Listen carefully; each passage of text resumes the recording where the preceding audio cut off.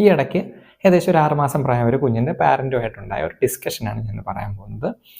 കുഞ്ഞിൻ്റെ ഡയപ്പർ ഏരിയയിൽ ബട്ടക്സിൻ്റെ ഭാഗത്ത് ഒക്കെ സ്കിന്ന് നന്നായിട്ട് റെഡ് ആയിട്ടുണ്ട്. കുറച്ച് സ്കിന്ന് പൊട്ടിയിട്ടുണ്ട്. അത് കാരണം കുഞ്ഞിന് ഭയങ്കര ഇറിറ്റബിൾ ക്രൈയും ബുദ്ധിമുട്ടും മോഷനൊക്കെ പാസ് ചെയ്യുമ്പോൾ ആ ഭാഗത്ത് ക്ലീൻ ചെയ്യുന്നപ്പോൾ കുഞ്ഞ് നല്ല കരച്ചിലൊക്കെയാണ്. ഇത് എന്തുകൊണ്ടാണ്? ഇത് ഡയപ്പർ റാഷാണ്, ഡയപ്പർ ഡെർമറ്റൈറ്റിസ്. ഞങ്ങളുടെ കുട്ടിക്ക് ഞങ്ങളധികം ഡയപ്പറൊന്നും ഉപയോഗിക്കാറില്ല. ഡയപ്പർ ഉപയോഗിക്കാതെ എങ്ങനെയാണ് കുട്ടിക്ക് ഡയപ്പർ റാഷ് വരുന്നത്? ഇതിനെപ്പറ്റി നിങ്ങളുടെ ഒരു അഭിപ്രായം എന്താണ്? ഡയപ്പർ ഉപയോഗിക്കാതെ ഡയപ്പർ റാഷ് വരാമോ? ഡയപ്പർ ഉപയോഗിക്കാതെയും കുട്ടികൾക്ക് ആ ഭാഗത്ത് റാഷ് വരാം. അപ്പോൾ 6 മാസത്തിന് താഴെയുള്ള കുട്ടിയാണ്. അപ്പോൾ എപ്പോഴും മോഷൻ ഇങ്ങനെ വന്നുകൊണ്ടിരിക്കുന്നു, ഇടയ്ക്കിടയ്ക്ക് യൂറിൻ വന്നുകൊണ്ടിരിക്കുന്നു. ആ ഭാഗമൊക്കെ എപ്പോഴും വെറ്റായിരിക്കുന്നു, നനവ് എപ്പോഴും നിൽക്കും.